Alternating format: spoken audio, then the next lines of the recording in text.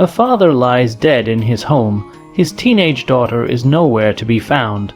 In a town that prides itself on calm and safety, Detective Clara Hayes must uncover the chilling secrets hiding behind closed doors.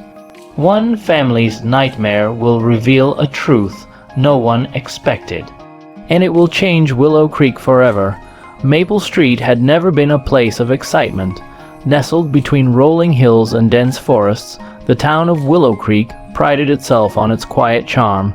Neighbors knew each other's birthdays, shared casseroles, and watched over one another's children. But quiet towns often hide their darkest secrets behind a cheerful facade. It was a crisp autumn morning when the peace of Maple Street was shattered.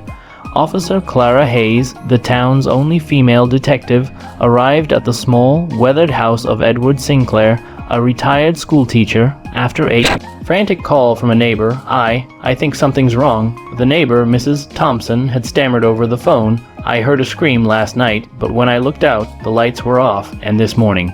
He's not answering the door.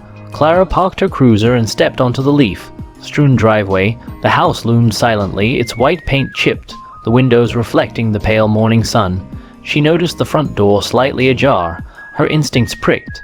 Inside, the living room was unsettlingly still. Coffee cups sat on the table, untouched since last night. A newspaper lay sprawled on the floor, pages dampened with something dark. Clara's eyes narrowed. Blood.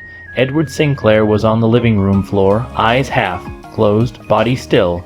A pool of crimson surrounded him, seeping into the worn carpet. There was no immediate sign of struggle, no overturned furniture, no shattered glass. It was as if someone had walked in, committed the act, and left everything else intact. Clara knelt beside him, checking for a pulse that wasn't there. Time of death. She muttered under her breath. The small town medical examiner would give her a clearer estimate later, but judging by the stiffness of his limbs and the pallor of his skin, she guessed he had been dead for several hours.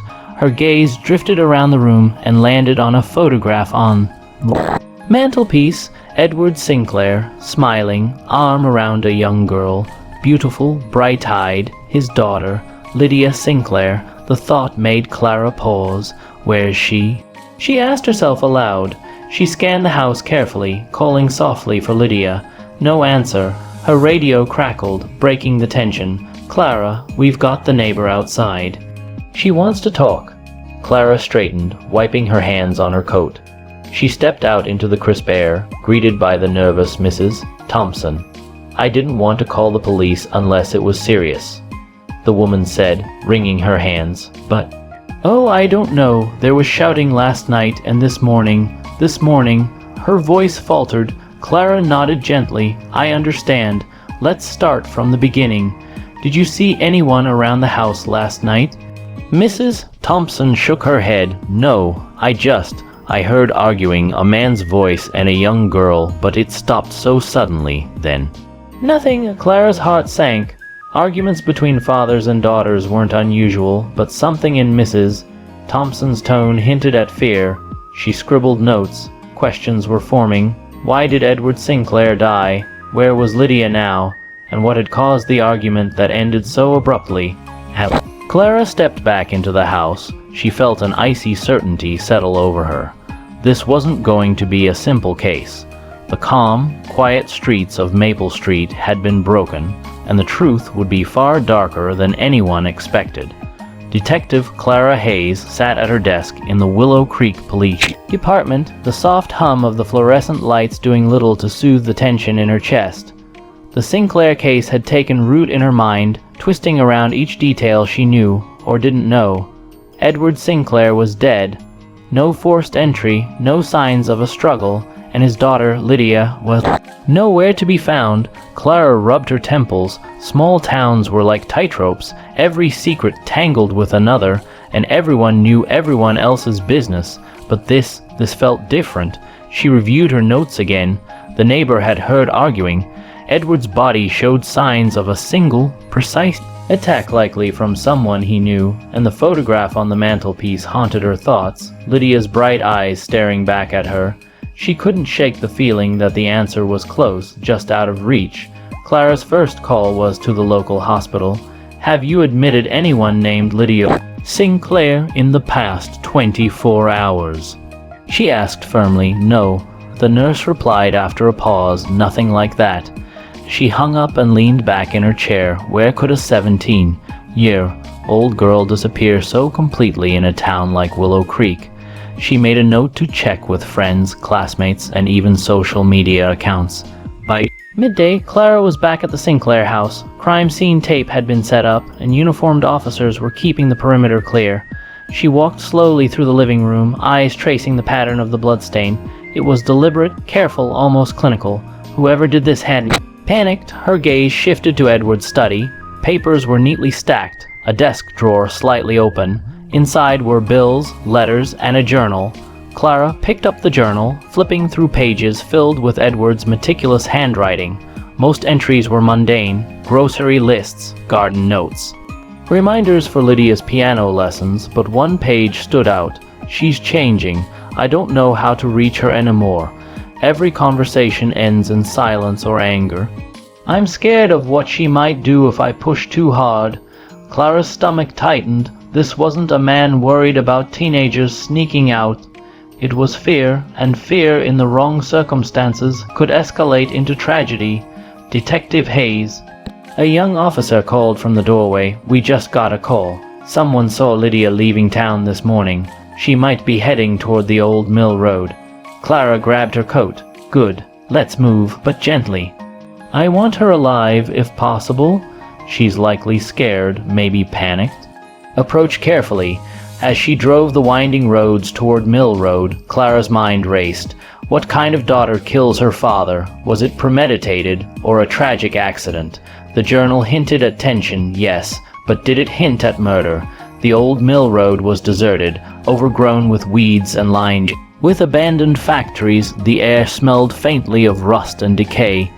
Clara parked and stepped out, surveying the area. The crunch of leaves under her boots echoed unnervingly. Then she saw her Lydia Sinclair, leaning against the rusted railing of an old bridge, staring into the murky water below. Her shoulders shook slightly, but her face was composed. She wasn't running, she was waiting. Lydia, Clara called softly, keeping her distance. I'm Detective Clara Hayes. I'm here to help. The girl flinched but didn't move. Her eyes were dark, filled with something Clara couldn't yet identify, grief, guilt, or something darker. I didn't mean for it to happen. Lydia whispered, voice barely audible. I just wanted him to stop hurting me. Clara's heart sank. Lydia, I need you to come with me. Okay, we can talk. We'll figure this out together. Lydia hesitated, then nodded slowly. Clara kept her tone gentle but firm as she guided the girl back to the car. Somewhere between fear and relief, Clara realized this case was far more complicated than it appeared. The daughter might hold the answers, but uncovering them would demand patience, logic, and the willingness to see a truth no one in Willow Creek wanted to face. Back at the Willow Creek Police Department, the interrogation room was silent except for the faint hum of the fluorescent lights. Lydia sat on the hard chair, hands folded in her lap, staring at the table. Clara Hayes took a seat across from her, keeping her tone calm, measured. Lydia, Clara began softly, I know this is hard, but I need the truth about what happened to your father. Lydia's eyes welled up with tears, but her voice was steady. I didn't mean to kill him, she whispered. I just wanted him to stop. He was always angry at me, at everything. I couldn't take it anymore. Clara nodded slowly, listening without judgment. Tell me exactly what happened. Lydia took a shaky breath, her hands twisting in her lap. Last night, we argued again. He grabbed me. I pushed him. I didn't know it would. I didn't know it would go that far. Clara's mind pieced together the evidence, the journal, the careful blood pattern, the absence of struggle. This wasn't a spontaneous, unplanned act. It had been the climax of ongoing abuse, a moment where fear and desperation collided. Lydia, Clara said, gently, I know it's complicated, but hitting him, pushing him, did you realize it could be fatal? The girl shook her head. No, I just wanted him to let me go. He was suffocating me. I didn't think. Her voice broke. Clara leaned back, letting the silence stretch, allowing Lydia's words to settle. Justice in Willow Creek wasn't simple. A father's death at his daughter's hands would shock the town, but Clara knew that the truth, painful as it was, had to come out. She pulled out her notebook, speaking carefully. "We're going to handle this the right way. You'll be held accountable, but the court will consider everything. The fear, the abuse, everything you've told me. You need to be honest." "I need every detail, Lydia." Every word. Hours passed. Lydia recounted her life with Edward, the constant criticism, the strict rules, the physical intimidation that no one in the town had ever suspected. Clara listened, taking notes, piecing together the narrative that would explain the murder in a way the law could understand. By the time the sun set, the room had a heavy quiet. Clara closed her notebook. "You did what you thought you had to do. That doesn't make it right, but it does explain it."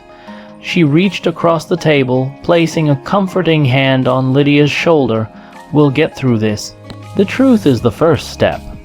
The next day, news of Edward Sinclair's death spread quietly through Willow Creek.